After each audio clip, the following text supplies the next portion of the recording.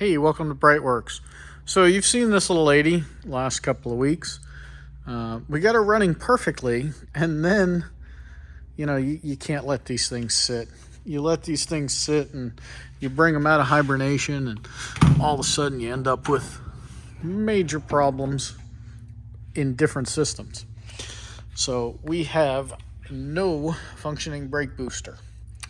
So I've already pulled off the little line that goes to the brake booster and verified that I've got vacuum all the way up here, because there is a rubber hose in the driver footwell that sometimes can split.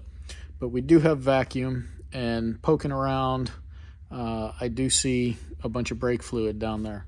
So what we're going to do is we're going to get that booster out. These are not, I repeat, readily available. So we're going to get it rebuilt. But at the same time, we're going to change the master cylinder, because it's a leaky master cylinder that usually causes the brake booster to go bad. So we've got a lot of stuff we need to get out of the way as we get in there. So we're going to get on with moving some stuff out of the way, and when we do something cool, I'll come back to you. All right, we have gotten our kick plate on the bottom here pulled off. So that was a 10 millimeter nut and some wiggling and jiggling, and you can get to there. And we've got two things to do, because SCs have power brakes, right? So you don't have the neat little master cylinder bolted to the back of the pedal box. But the good news about that is it usually means that your pedal box doesn't get destroyed by leaking brake fluid from the master cylinder. So there's really only two connections that we need to undo down here. First one way up here. So I brought a pair of needle nose pliers with me and a 13 millimeter ratchet. Oh, and a magnet, because I have a feeling we're going to need that. So first thing we got to do is we got to pull this pin out. Oops, it's got to slide to the right and then comes out. So we get that pin out, or at least the cotter pin portion. Oh, that's why we needed the magnet. So now we're getting oops. Need to get the pin out of the actuator rod, which isn't this hard, typically.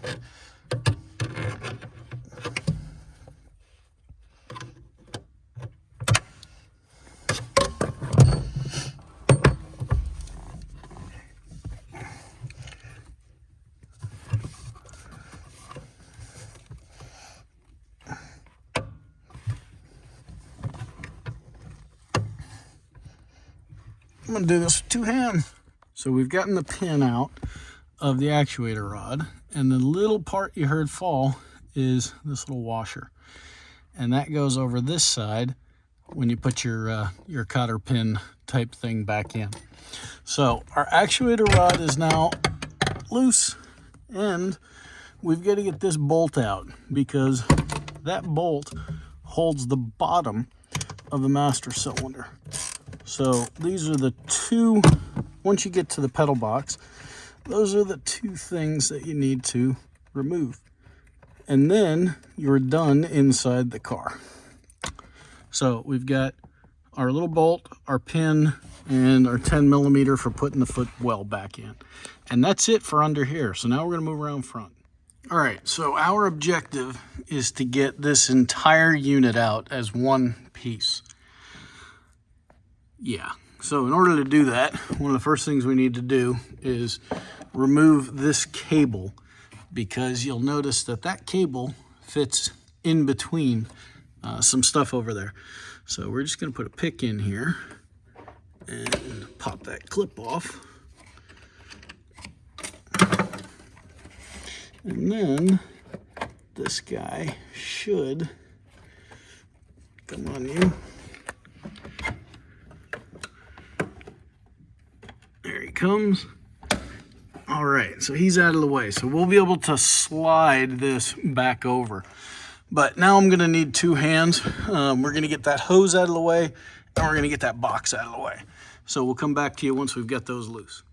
All right, for our SC purists, you can see I actually took a couple more parts out of the way. right? And then the other thing is I drained the fluid from the reservoir, because as we all know, the brake fluid will ruin a paint job faster than you can say Earl Scheib. So I got as much of it out as we could. If we take a look back in there, yeah, you can see some leakiness, but we're gonna get it all taken care of. Next thing we're gonna do is just pop these brake switches off and see if they're covered with fluid. Nope, not too bad. Very good. All right, so we're gonna go and get these hard lines removed. We're gonna pull these guys off. And when we were in the pedal box, you saw that gold straight piece of metal, not the actuator bar, but that straight piece of metal, and it ties to this 17 millimeter. Now, when you put everything back in, you can pull these plugs out so you can get an idea where it goes when you thread it, but we don't need to do that for the removal. So we're gonna get on with all that, and we'll see if something cool happens. All right, we got our brake booster out, right? Good news is the paint looks pretty darn good under there, so we'll certainly clean all that up and wax it. But let's give you a quick look at the bottom of that brake booster. Yeah, something's been leaking. So we're gonna get this on the bench, get it taken apart, and go from there. Today was supposed to be a nice quiet day. I was gonna work on 930 CIS stuff, but these boosters are available from Porsche for an arm and a leg. So I reached out on our wonderful 911SC Facebook page and I asked people what they were doing. And I got a couple of responses of brake booster rebuilders. Most of those guys weren't still around, but it gave me a great idea. So I went out and I started to look for brake booster rebuilders. And I found someone who actually could pronounce Porsche. That's usually a really good sign. And he has the parts, like the cartridge that goes inside this thing, and the Desire. So you can see all that fluid that's down in there, right? This is a brake booster. It's supposed to just be air. So if you look down here, you could see that the master was actually leaking pretty well out of the bottom there. I mean, I think it's still leaking as we're sitting here. So we knew we were in it for a master cylinder, and we're gonna get that booster rebuilt. So that was the important part, was getting this out and being able to get it in with the mailman, because the owner jokingly said, "How come you keep breaking my car? Do you just want to keep driving it?" And the answer is absolutely. But hey, look, you know, sometimes they say, is the rubber O-ring missing? No, the rubber O-ring's not missing. It's there.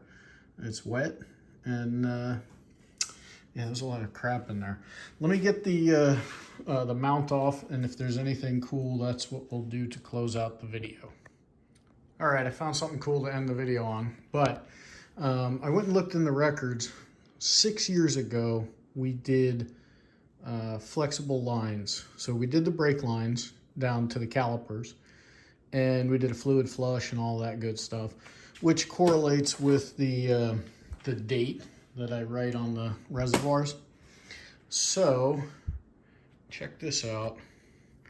This is not supposed to happen, but yeah. You want to know why your diaphragm went bad and your cartridge locked up? Because of that stuff. All right, well, we're gonna run a bottle of brake clean through here before we put this in the mail, but we're gonna send this guy out, and when we get him back, we'll do another video on the reinstallation. Probably the only tricky thing is, for some reason on this mount, I wasn't able to get this bracket all the way out, right? So you pull the pin and I could get it far enough out where I could get the brake booster off, but this should have just slid out and it wasn't playing nicely. You know, you've got your two cotter pin type captured nut things for each one of the pins. But other than that, you know, pretty straightforward, pretty disgusting. We'll see. We'll see how this works, because getting these from Germany is a little bit crazy expensive. Like, you could probably put EFI on the car. Hey, thanks for watching. And if you liked the video, click that subscribe button. Check us out at BreitWerks.com. And yeah, that will destroy a brake booster. Have a fantastic day.